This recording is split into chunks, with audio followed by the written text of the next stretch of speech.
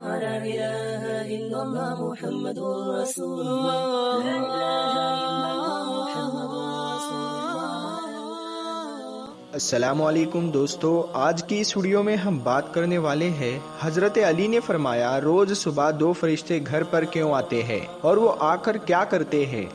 ساتھ ہی ساتھ دوستو ہم آپ کو بتانے والے ہیں ایک ایسا واقعہ جس واقعے میں دلہن کا انتقال ہو گیا، یعنی اپنی شادی والے دن ہی دلہن جو سسرال میں جانی تھی وہ قبر میں پہنچ گئی۔ اس کے ساتھ ساتھ دوستو ہم آپ کو بتائیں گے ان 15 گھروں کے بارے میں جن گھروں میں غریبی ہی غریبی آتی ہے، تنگ دستی ہی تنگ دستی آتی ہے۔ یہ 15 کام جن گھر میں بھی ہوتے ہوں گے وہاں ہمیشہ پریشانیاں ہی رہے گی۔ پیارے دوستو سب کچھ بتانے والے ہیں، بس آپ اس ویڈیو کو آخر تک دیکھتے رہیے۔ ویڈیو شروع کرنے سے پہلے آپ اس ویڈیو کو ایک لائک ضرور کریں اور زیادہ سے زیادہ شیئر کر کے اپنے کچھ قریبی لوگوں تک ضرور پہنچائے۔ تو چلیے ویڈیو شروع کرتے ہیں۔ حضرت علی کی خدمت میں ایک شخص آ کر کہنے لگا، یا علی، دین کے آغاز میں سب سے پہلے کیا ہوتا ہے؟ تو حضرت علی نے فرمایا، اے شخص، دن کا آغاز 2 فرشتوں سے ہوتا ہے۔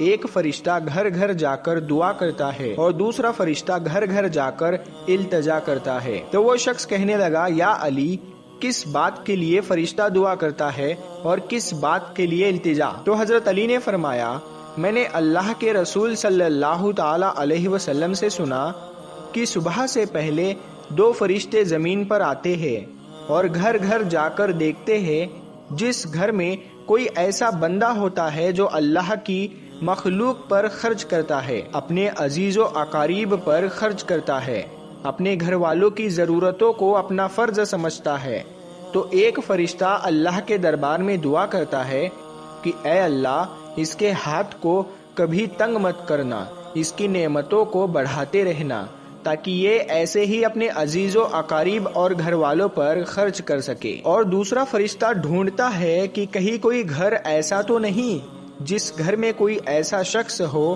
کہ وہ اپنے گھر والوں پر، عزیز و اقارب پر مال خرچ نہیں کرتا ہو، وہ چھپا کر رکھتا ہو، یعنی اللہ کی مخلوق پر خرچ نہیں کرتا ہو۔ یاد رکھنا، جب وہ کسی ایسے انسان کو دیکھتا ہے جو اپنے مال کو اکٹھا کر کے انسانوں سے چھپا کر رکھتا ہے تو وہ دوسرا فرشتہ اللہ کے دربار میں فریاد کرتا ہے کہ اے اللہ، اس بندے سے اس دولت کا سخت حساب لینا اور اس بندے کو دنیاوی دولت سے محروم کر دے، کیونکہ یہ اپنی دولت تیرے بندوں پر خرچ نہیں کرتا، اپنے گھر والوں اور عزیز و اقارب پر اپنے مال کو خرچ نہیں کرتا، محروم رکھتا ہے۔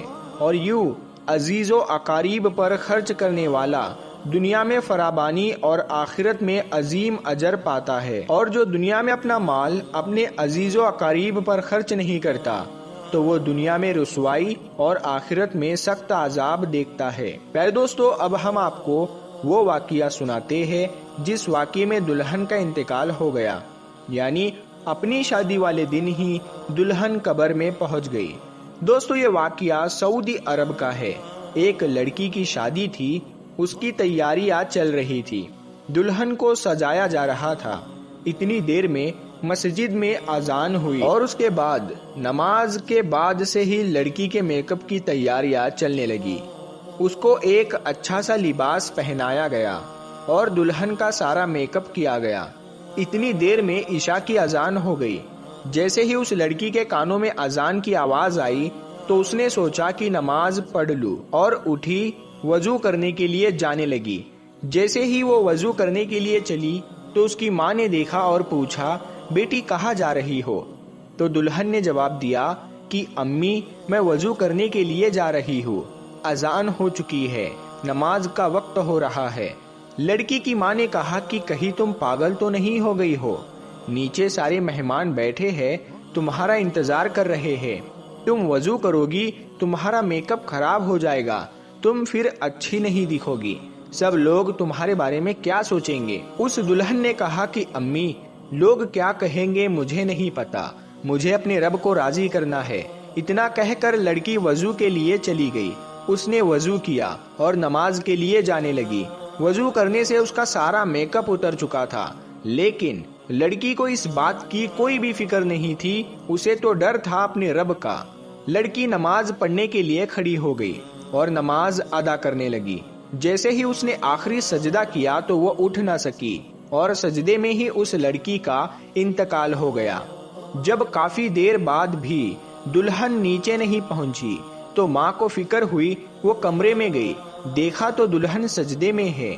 काफी देर के बाद भी जब वो सजदे से ना उठी तो माँ करीब जाकर उसे हिलाने लगी। जैसे ही देखा तो पता चला कि लड़की का इंतकाल हो गया है, तो वो माँ फूट फूट कर रोने लगी। प्यारे दोस्तों, ये जो प्यारा सा मैसेज है ये उन लड़के और लड़कियों के लिए है जो दुनिया में खूबसूरत बनने के लिए अपने रब को भूल चुके हैं।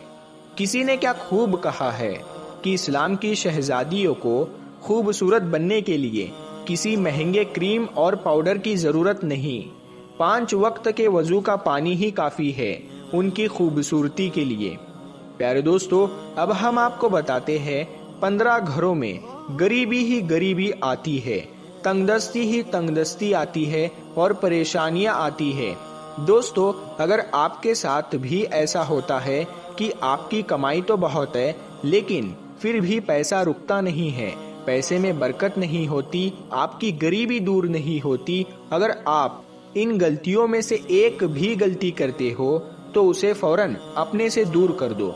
इंशाअल्लाह गरीबी आपके घर से दूर हो जाएगी, आसपास भी नहीं भटकेगी। घर में गरीबी आने की 15 निशानियां। नंबर 1, लेटते वक्त एक टांग को दूसरी टांग पर रखना। नंबर 2, टूटे हुए बर्तन इस्तेमाल करना। नंबर 3, बोतल को पूरा मुंह या पानी के मटके को मुंह लगाकर पानी पीना। नंबर 4, पेड़ के नीचे पेशाब करना। नंबर 5, टूटी हुई कंघी से बाल बनाना। नंबर 6, घर में कूड़ा करकट जमा करके रखना। नंबर 7, दांतों से नाखून को काटना। नंबर 8, फजर की नमाज नहीं पढ़ना। प्यारे दोस्तों, सबसे ज्यादा गरीबी फजर की नमाज नहीं पढ़ने से आती है। अगर आप फजर की नमाज नहीं पढ़ते हैं तो उस घर में गरीबी का आना तय है। नंबर 9, झूठी कसम खाना। नंबर 10, उल्टे लेट कर सोना।